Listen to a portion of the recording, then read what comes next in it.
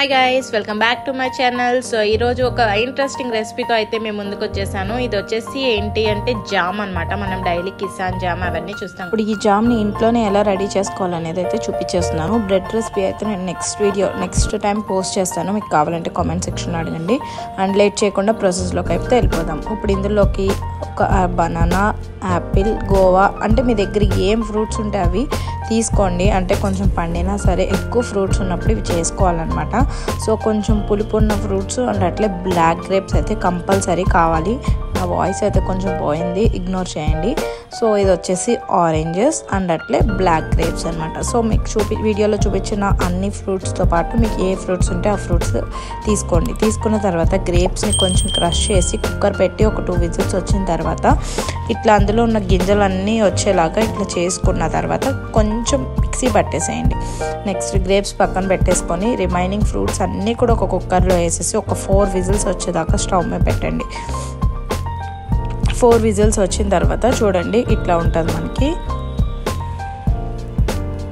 So ఈ మొత్తాన్ని ఏం చేస్తామంటే మిక్సీ పట్టేసి ఇట్లా ఒక కంటైనర్లోకి తీసుకున్న తర్వాత మనం దీన్ని కూడా ఇట్లా వడకట్టుకోవాలి. అప్పుడు ఏంటంటే అందులో ఉన్న గింజలన్నీ వచ్చేస్తే ఒక స్ట్రైనర్ తీసుకుని మొత్తం వడకట్టేసుకొని మనం ఫస్ట్ గ్రేప్ జ్యూస్ చేసాం కదా అది ఇందులోకి మిక్స్ చేసేసుకోండి. ఇది గ్రేప్ జ్యూస్ ఎంత ఎక్కువ ఉంటే మనకి మంచి కలర్ అట్లా వస్తుంది అనమాట. నా దగ్గర గ్రేప్స్ ఎక్కువ లేవు కాబట్టి కొంచెం కలర్ కోసం ఫుడ్ కలర్ కూడా యాడ్ చేశాను. అది కంప్లీట్లీ ఆప్షనల్. సో ఇక్కడైతే మనకి ఫ్రూట్ మిక్స్చర్ ఎంత ఉందో అంతే ఈక్వల్ క్వాంటిటీతో షుగర్ కూడా తీసుకొని 2 కూడా బాగా మిక్స్ చేసుకోవాలండి. ఇది కుక్ అవడానికి కొంచెం టైం పడుతుంది. ఇది బాగా ఇట్లా బబుల్స్ వచ్చేలాగా కుక్ చేసుకోవాలి.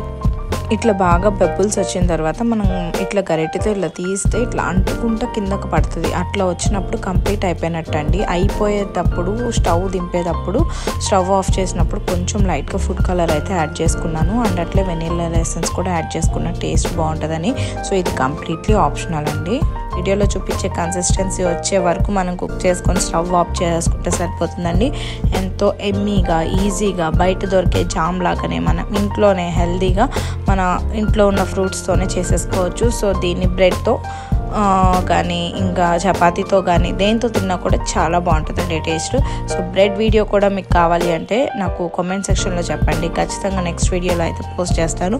సో ఇప్పుడు ఈ బ్రెడ్ ఎట్లా ఉందనేది మా అమ్మాయి కూడా చెప్పేస్తుంది మీకు. చూడండి ఎట్లా చూస్తుందో. సో ఈ వీడియోకి అయితే ఇంతే ఫ్రెండ్స్. మీకు కనుక నా వీడియోస్ నచ్చినట్టయితే please like, share and subscribe to my channel. Thank you for watching. By bye guys.